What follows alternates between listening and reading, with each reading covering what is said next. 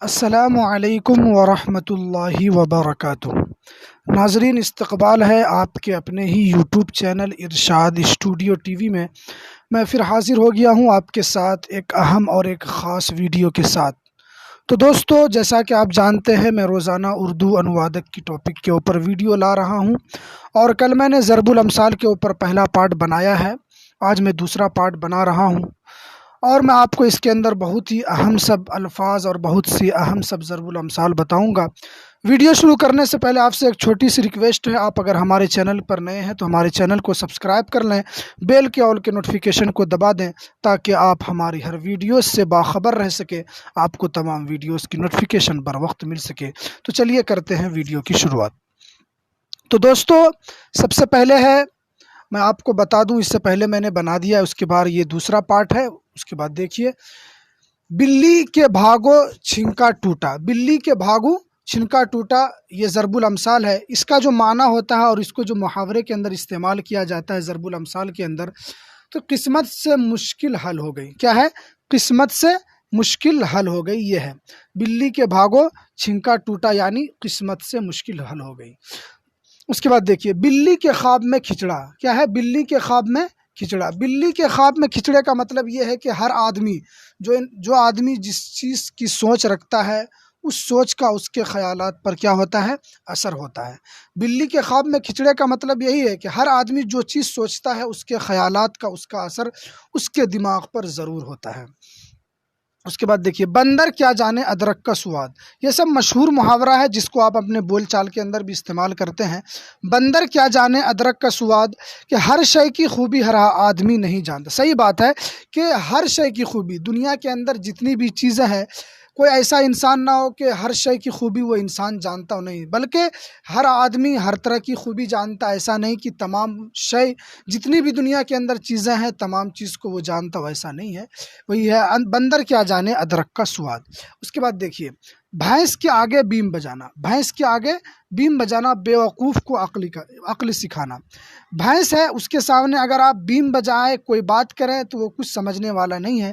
اسی طرح بیوقوف کو اس کے ساتھ تشبیہ دی گئی ہے کہ بیوقوف بھی سیم بھینس ہی کی طرح ہے، کہ جس طرح بھینس کے سامنے کچھ بھی کرنے سے کوئی اثر نہیں ہوتا ہے، اسی طرح بیوقوف کے سامنے بھی اگر آپ اس کو کوئی صحیح بات بھی بتانے کی کوشش کریں گے تو بیوقوف کے بھی دماغ پر اس بات کا کوئی بھی اثر نہیں ہوتا ہے۔ اسی کو تشبیہ دیا ہے بھینس کے آگے بیم بجانا۔ اس کے بعد دیکھیے، بکرے کی ماں کب تک خیر منائے گی۔ کیا ہے؟ بکرے کی ماں کب تک خیر منائے گی۔ قرار واقعی انجام سامنے آ ہی جاتا ہے، یعنی صحیح بات ہے کہ اگر جو چیز صحیح ہو تو اس چیز کا انجام ایک نہ ایک دن صحیح طور پر اس کے سامنے آتا ہے۔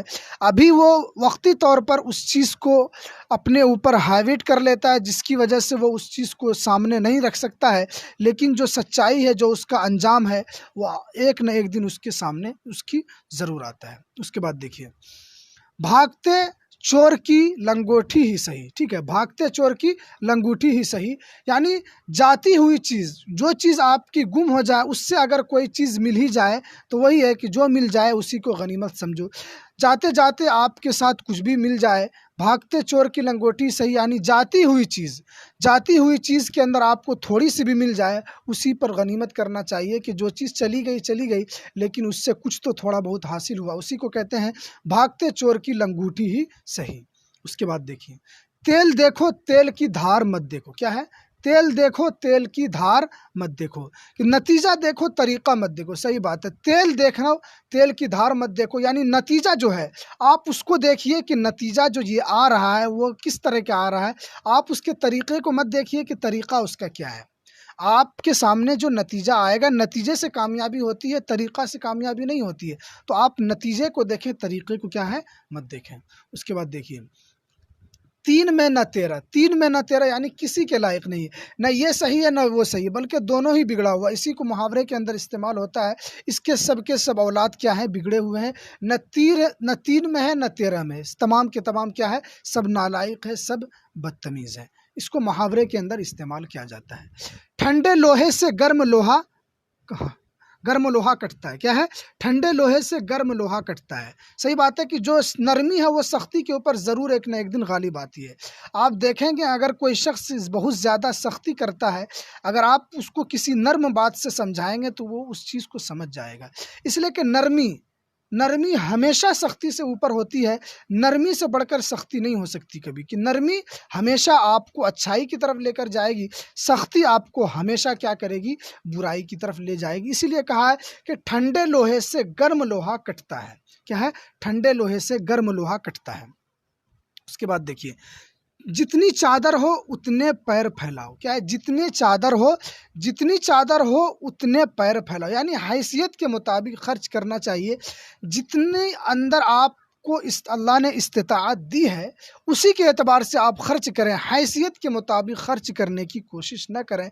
अगर आप हैसियत के मुताबिक खर्च नहीं करेंगे बल्कि हैसियत से ऊपर खर्च करेंगे तो आपको दूसरे के सामने मांगने का क्या हो जाएगा? एक आदत लग जाएगी, या आपकी हैसियत के खिलाफ है।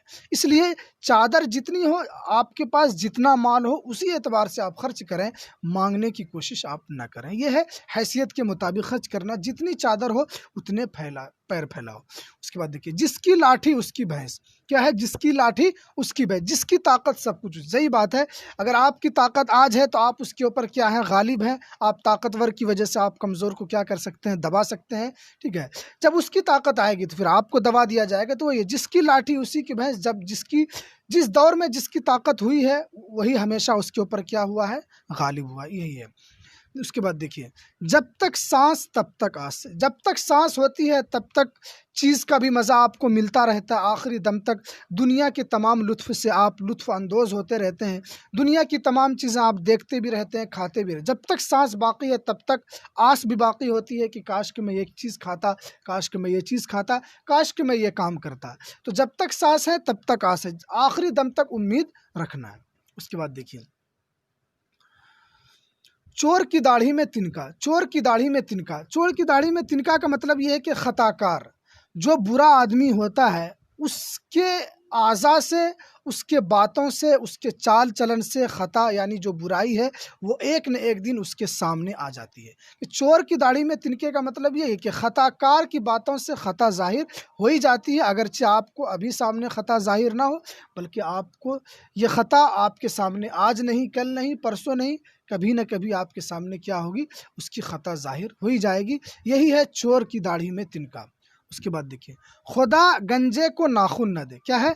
खुदा गंजे को नाखून न दे, यानी नाअहल लोगों को कोई मकाम न दे। ना खुदा गंजे को नाखून न देने का मतलब ये है कि जो बेवकूफ़ किस्म के हैं अल्लाह उसे कोई ऐसा मकाम ना दे जो अक्लमंद को चलाए। जो अक्लमंद को चलाए, अल्लाह ऐसे नाअक्ल वालों को अक्ल ना दे, ना मकाम दे।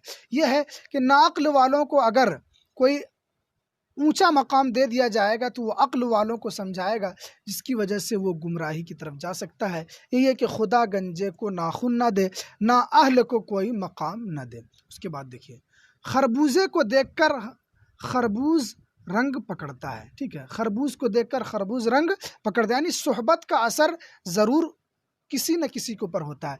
अगर आप किसी बुरे की सोहबत में रहेंगे तो उस बुरे की सोहबत का असर आपके ऊपर भी आएगा।